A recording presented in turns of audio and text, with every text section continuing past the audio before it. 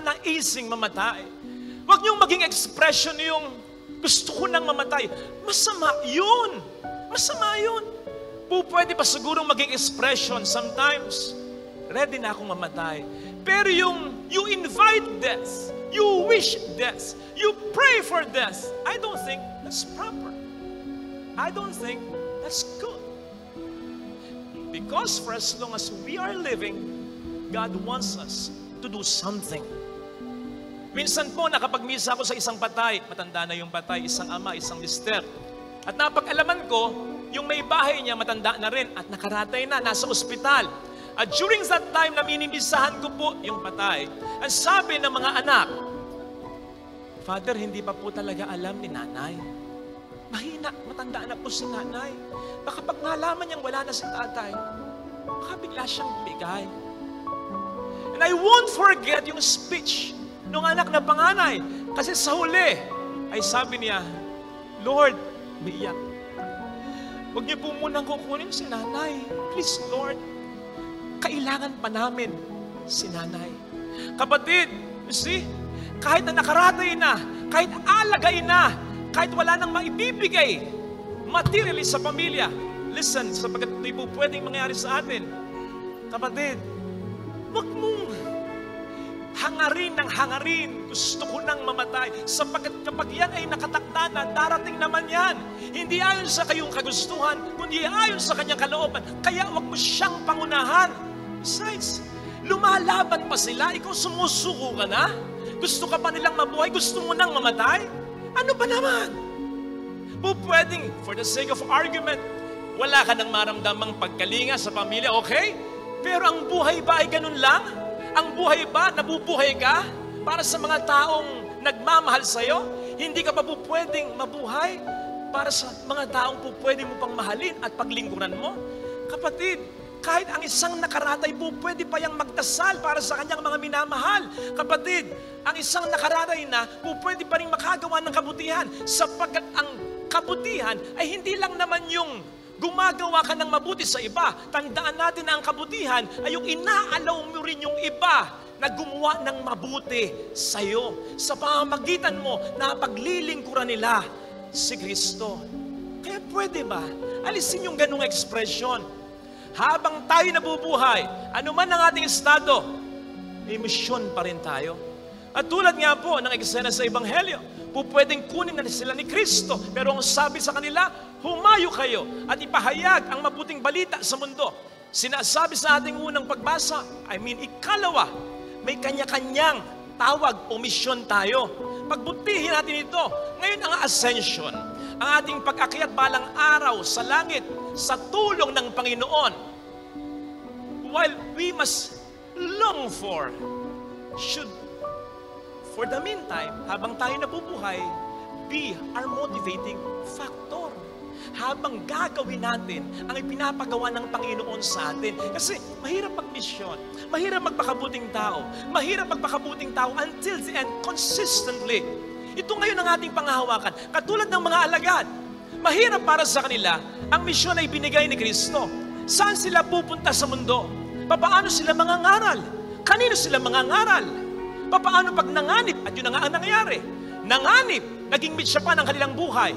Pero ang lahat ng iyan ay kanilang pinagdaanan ng gano'n na lang, sapagkat ang kamatayan, muling pagkabuhay, at ngayon nga, ang pag-akyat ni Jesus sa kalangitan, ang kanilang pinanghawakan. Alalaumbaga, anuman ang struggles na kanilang napagharapan, napagdaanan, in their hearts and in their minds, alam nila ang lahat ng ito may pupuntahan. In the end, glory sa kalangitan. May nagsabi nga minsan, kapag tayo'y namatay at napunta ng langit, at tayo'y namatay, namuhay ng mabait, mapapagbuntong hininga tayo ng malalim at sasabihin natin, it's all worth it. Sulit. Sulit yung pagmimisyon ko. Sulit yung pagpapakabuting tao ko. Sulit yung pagkapit ko kay Kristo. Scripture has it.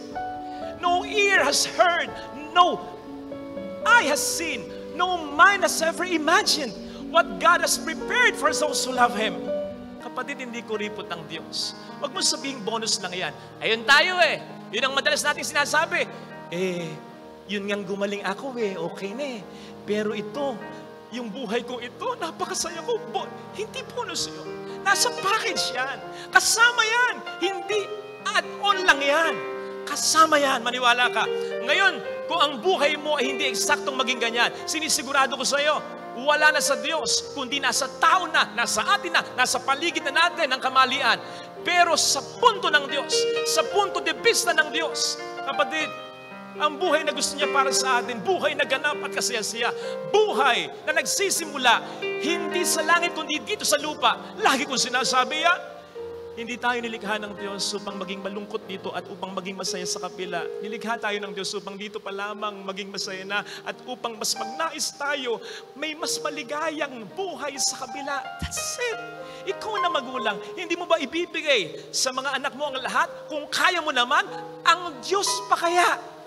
Kaya tandaan mo, mga kapatid, ang kalangitan ay hindi lamang dapat kumatawan sa buhay sa kabila na sa atin ay nakalaan. Ang kalangitan ay dapat kumatawan din sa willingness ng Diyos na ibigay sa atin kahit ngayon pa lang ang lahat ng ating kailangan para sa ating kabutihan.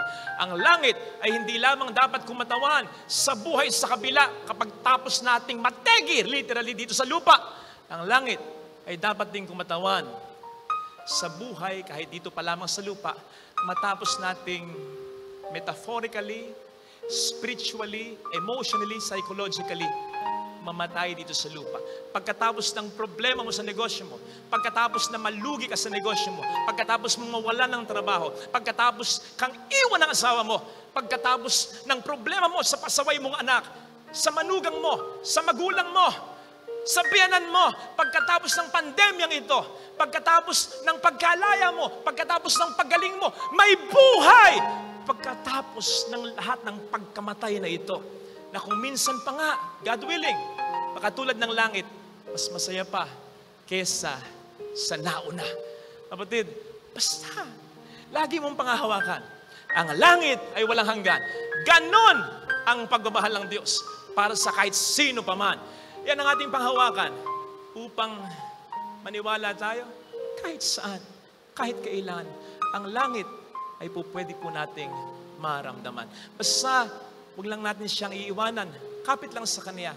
Kapit lang. And I tell you, lagi siyang para sa iyo, may mga kamanghang-manghang biyayang nakalaan. God will always surprise you.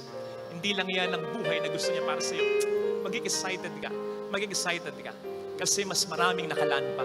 So, huwag kang bibitaw sa Kanya. Ito sana ang ating maging motivation sa pagharap natin.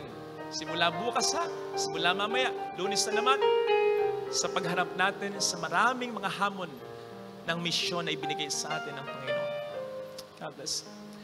Palagay ko makatutulong kung ngayon pa lang tutulungan na natin ang Diyos na ayusin ang mundong ito. Plant trees, alagaan ang karagatan. Huwag nang ako, alam niyo po minsan, pag may nakakasunod ako, halimbawa may sinusundan ako, isang kotse o kaya isang jeep, tapos bigla na lang magtatapon ng kalat, binupusin ako, gusto kong babain mo yun. Hinis ako. Huwag ganon. Alagaan natin sa simpleng ating makakayanan. Ganyan din, alagaan natin ang ating mga likas na yaman. At sa mas malalim pang pagninilay, overloaded na ang mundong ito sa kasalanan. Huwag na nating dagdagan. Masyado nang sira. Huwag nang sirain pa. Masyado nang makalat. Huwag nang mas magkalat pa. Masyado nang makasalanan. Huwag na nating dagdagan sapagkat ang mangyayari, mas masalimot, mas matagal ang mangyayaring gulo para maisaayos ng Diyos ang lahat ng ito at pare-pareho tayo magsasuffer dito. Something which I think can be very well applied even in our everyday life. Ang mensahe para sa atin in our everyday lives. Ano man ngayon ang sa atin ay umaalipin, ano man ngayon ang pinagdaraanan natin, sure ang katubusan natin, darating at darating, hintayin lang natin at wag lang din tayo gagawa ng mga bagay na po pwedeng magpa-delay ng pagdating niyan sa ating buhay. Halimbawa, iniwan ka ng asawa mo, na mahal mo, either sumakabilang buhay o sumakabilang bahay. You are devastated. Understandable yun. Pero tandaan mo, may mga anak pa kayong dalawa. Kung siya ay lumayas para sa ibang pamilya, kung siya ay walang malasakit para sa anak niyong dalawa, magmalasakit ka para sa mga anak ninyo. Mabuhay ka para sa kanila. Huwag kang mag-give up. Lumaban ka. Pick up yourself. Kaya mong mag-move on at magtagumpay nang wala siya. Kung nagloko siya, huwag mo sabing, magluloko rin ako. Natampaling ko kaligayahan mo. Mas lalong lalala ang problema. Sinasabi ko halimbawa sa mga naulila, sa mga maagang naulila, either sa ama, sa ina, o sa boss pa, ama at ina. Mga anak, alam kong mahirap ito ha. Pero huwag kayong mag-alala. Hindi ibibigay ng Diyos kung alam niya na hindi nyo kaya. Magtatagumpay pa rin kayo. Sinisigurado ko. Basta, magmahalan kayo magkakapatid ha. Iwas sa bisyo. Mag-aral lang mabuti, magsikap. Huwag agad mag-aasawa. Isipin muna ang pamilya bago ang sarili. And I assure you, darating ang pagkakataon, tatawanan nyo lang, mangingiti lamang kayo. Pag kayo babalik sa nakaraan, na kahit na kayo'y nawala na mga magulang, lahat ay inyong nakayanan at sa tulong ng Diyos ay inyong napagtagumpayan. Basta wag lang kayong gagawa ng problema. Iniwan ka ng jowa mo na minahal mo, hayaan mo siya bagamat masakit yun. Kung ayaw niya, wag mong pilitin ang sarili mo. Wag mong ipilitin. Wag mo siyang piliting bumalik dahil sa awa niya sa'yo. Dapat bumalik siya dahil mahal ka niya, hindi siya naaawa lang sa'yo. At kung hindi siya, meron pang iba. Huwag kang mag-alala. Nalugi ang negosyo mo, makakaahon ka pa. Basta huwag kang kakabit sa matalim. Lumaban ka pa rin ng patas. May sakit ka, huwag mo nang mas pagbigatin pa. Do not fall into temptation ng depression. Marami pang mangyayari maganda sa iyo. Tumingin ka sa mga may kapansanan, pero masaya at ang buhay ay makahulugan naman. Kapatid, ito yung sinasabi ni St. Paul sa atin. Conquer evil with good. Ito yung sinasabi ng kasabihan natin. Hindi maitutuwid ng mali ang isa pang pagkakamali. Mas lalong magiging mali. Tutulungan tayo ng Panginoon. Huwag kayong mag-alala. Pero tulungan natin siya. Yun yung sinasabi sa ating gospel reading. Yung dapat na mga winding roads ay tuwirin. Dapat yung mga hills ay gibain, tibagin. Dapat yung mga lubak-lubak ay patagin. Sapagkat, ang sabi sa end ng Ebanghelyo, darating ang pagliligtas ni Kristo. So sure na darating. Kahit pahili yan, kahit pa baku-baku yan, kahit pa winding yung roads na yan, sure na darating.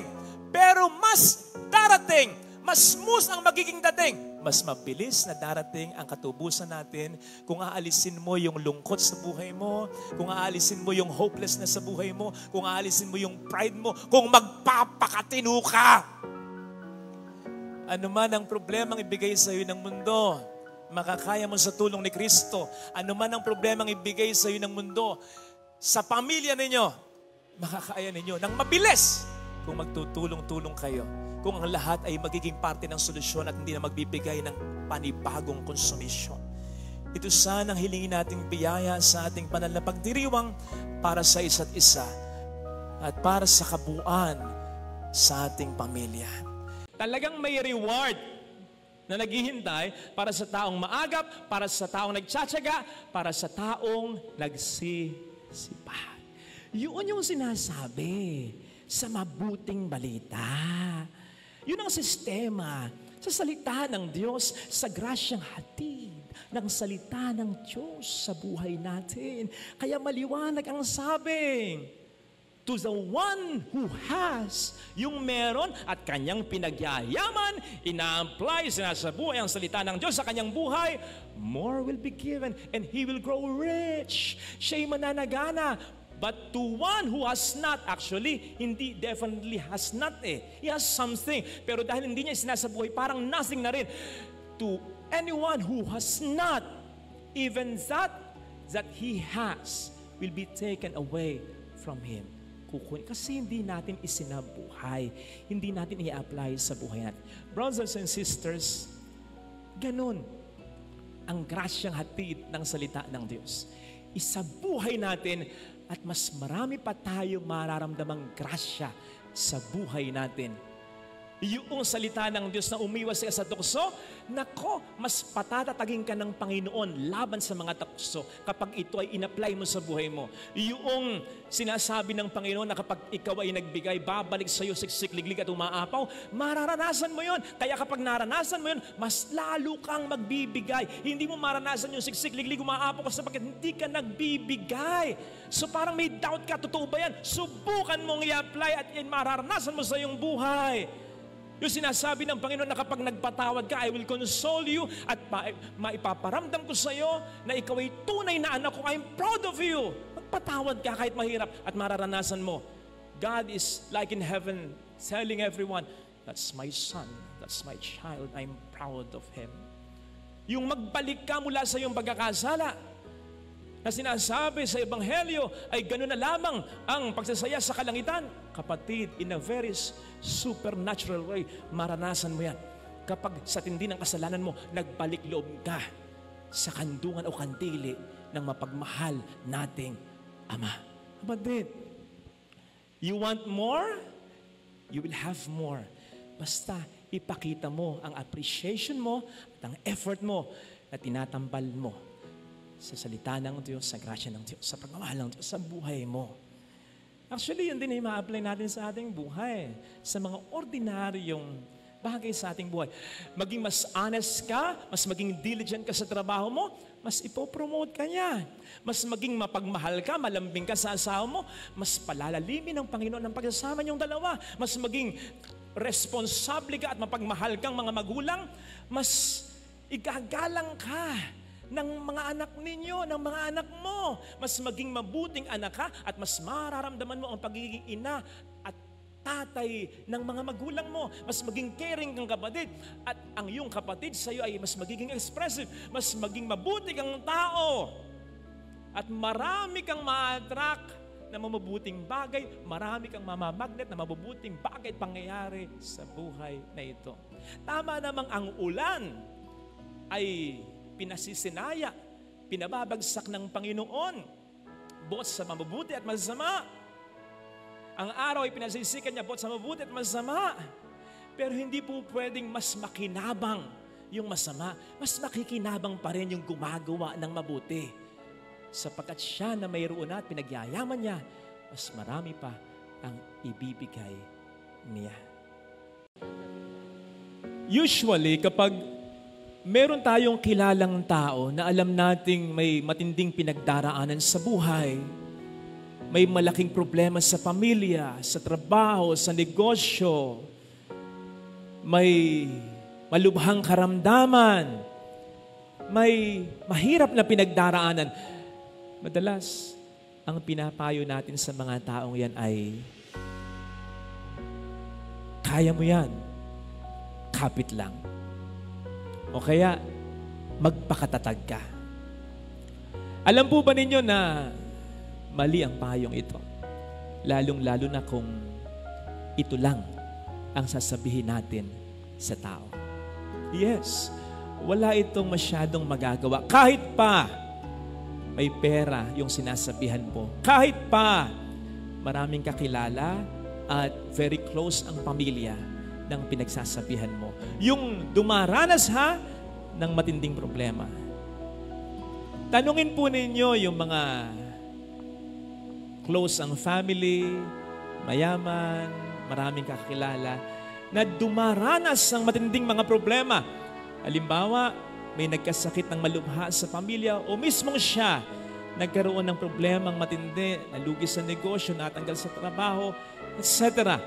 At sasabihin ko po sa inyo na sasabihin nilang nasasaktan pa rin sila, nahirapan pa rin sila, hindi pa rin nila alam ang kanilang gagawin. Despite ng mga material things na meron sila, lalo pat kung yun lamang talagang inaasahan nila. Kasi maliwanag ang sinasabi sa atin ngayon ni San Pablo sa ating unang pagbasa.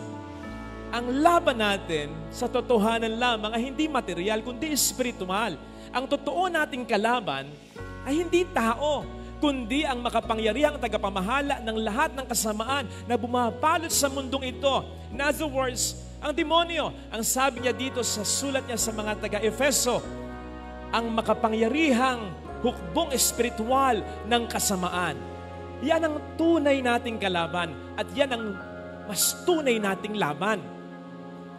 Gumagamit lang ang diablo na espiritual ng mga material na bagay. Tulad ng pagkakasakit, problema sa negosyo, sa trabaho, problema sa isang tao, upang sirain tayo spiritually. Sapagkat sabi ko nga, nung minsang nag-sermon ako, at ito'y nasabi ko sa inyo, ang totoong lakas natin ay yung spiritual, hindi yung material. Ang totoong lakas natin ay nanggagaling sa loob. Kaya nga, lakas ng loob, tibay ng loob, at hindi sa labas. Sana'y nakamasid na kayo ng isang taong matibay ang espiritualidad. Ako, marami na akong nakitang ganito, na kahit na nasa banig ng seryosong karamdaman, you'll realize what I'm talking about. There is peace, there is calmness in their soul, in their heart. Yes, even until the point of their death. Isipin po ninyo, anong material na bagay ang po pwede mong gawing explanation sa tibay ng loob, sa calmness at sa peace? Nakikita mong yan. Hindi po pwedeng yung lakas ng katawan, unti-unti nga sinisira o pinanghihina ng sakit yung kanyang katawan.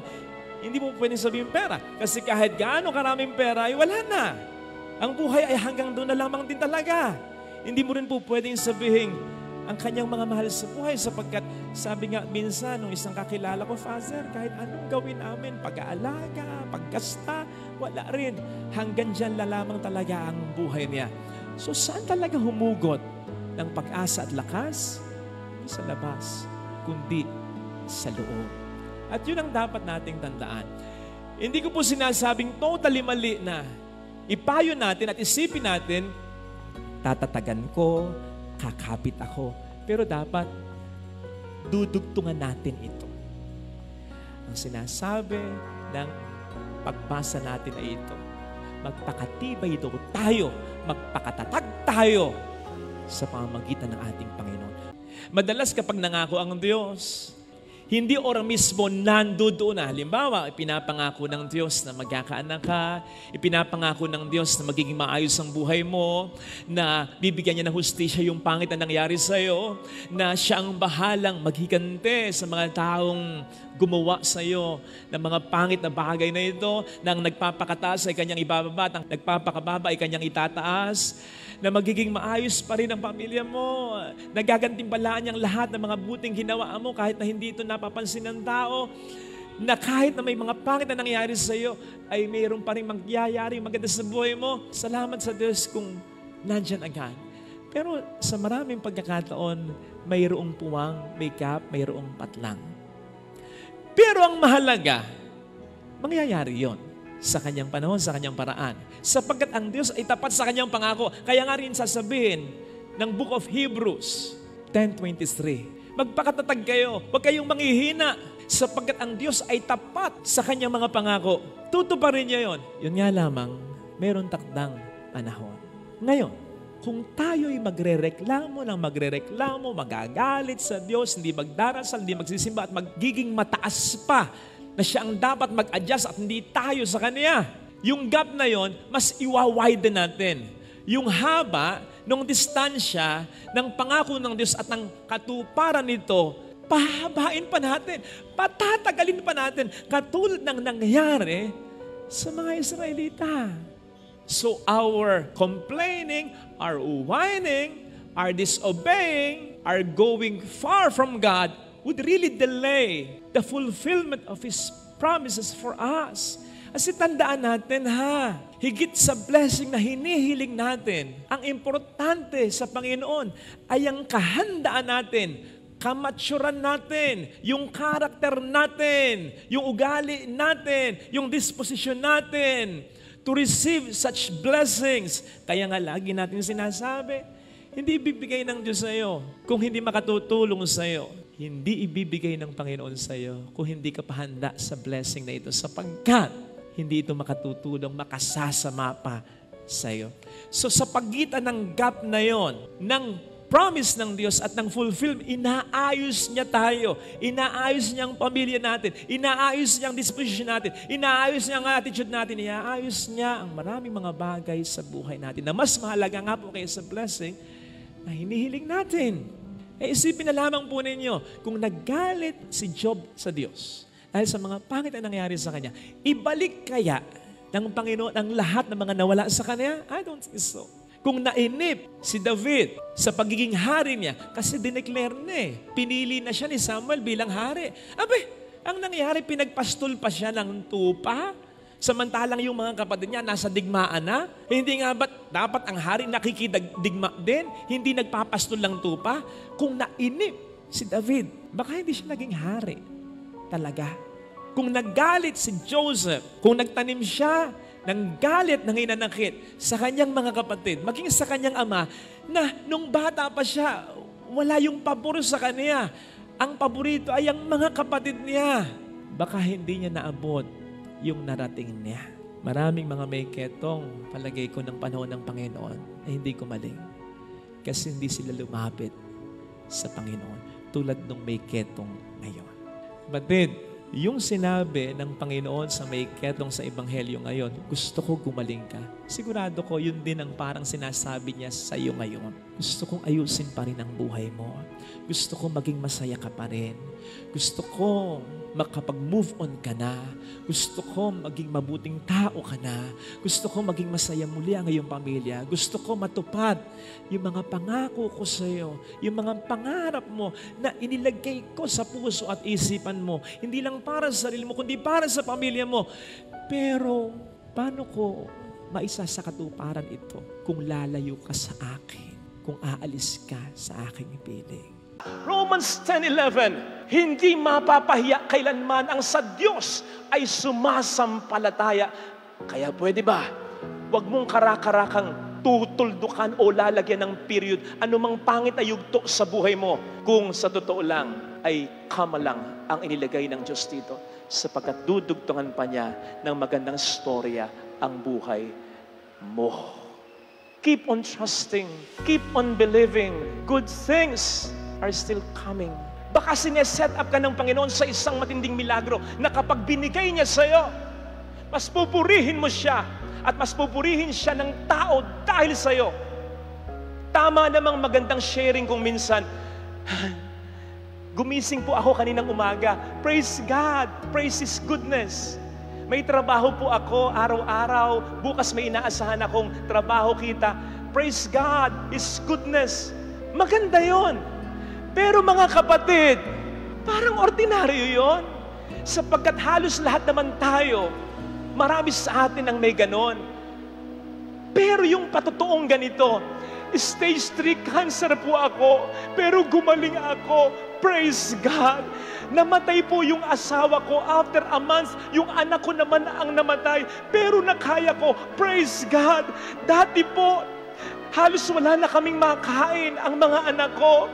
Pero imbis na kumapit ako sa patalim, kay Lord ako kumapit, nakabangon ako. Maganda na po ang takbo ngayon ng aking negosyo. Praise God. Hindi ba't mas magandang patotoo yun? Anong malay mo? Yun ang gusto ng Diyos para sa iyo. Kaya kapatid, anuman ang mabigat, matindi mong problema ngayon, I suggest kapag nagdarasal ka, Lord, lalaban ako. Tulungan mo ako. At ipinapangako ko ngayon pa lang, kapag nalampasan ko ito sa tulong mo, ilalaan ko ang buong buhay ko sa pagpapatotoo ng ginawa mo sa aking milagro. Amen? Claim it. Claim it. Kaya kapatid, anuman ang matinding problema, huwag kang mawawala ng pag-asa. Good things are coming. Keep on trusting. Sige, kung hindi mo makontrol ang sarili mo, magtampo ka sa Kanya. Magalit ka sa Kanya. Tulad ni Marta, kulang na lang, aksyonan ko kanina. Panginoon, kung nandito ka, hindi namatay ang kapatid ko. Galit siya. Pero anong dinugtong niya? Pero kahit ngayon, naniniwala ako, anuman ang hilingin mo sa Diyos, ibibigay niya. Galit si Marta, pero nananampalataya pa rin siya. Ganun sana. Kapatid, parang ang Panginoon sa kabalyo noon, Ama, Bakit mo ako pinabayaan? Pero, Ama, sa mga kamay mo, itinatagubilin ko ang aking espiritu. Kung hindi mo kayang makontrol ang sarili mo, sige, magtampo ka. Ilabas mo yung nararamdaman mo. Pero, patuloy na sumampalataya ka. Sapagkat, I'm telling you this, God can handle, God can understand your anger, our anger, but not our unbelief. Tandaan ninyo, sa kabila ng nanggagalaiti sa galit ang mga Pariseo, gumagawa pa rin ng milagro si Kristo. Pero nang hindi sumampalataya sa Kanya, ang Kanyang mga sariling kababayan, hindi gumawa ng milagro si Kristo. Kaya kayang i-handle ng Diyos easily yung galit mo, pero patuloy kang sumampalataya kay Kristo. Kasi kailangan to para maibigay niya yung milagrong bubuhay muli sa buhay mo. Amen.